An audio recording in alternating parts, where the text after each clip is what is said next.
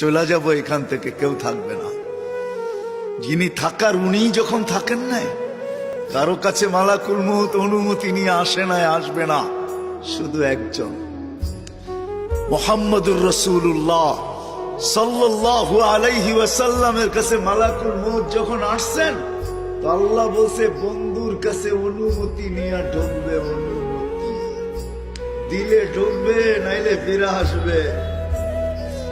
বন্ধু আমার, খবরদার অনুমতি ছাড়া যায় গর্জায় ঢুকা যাবে না। আমাদের কারো কাছে অনুমতি নিয়ে আসবে না, ওনার কাছে অনুমতি নিয়ে গেছেন। তারপরও বলছে শোনো, ঢুকার অনুমতি দিলেই কিন্তু হাত রাইখা দিবা না, আবার অনুমতি নিবা, রাখবা কি রাখবা না।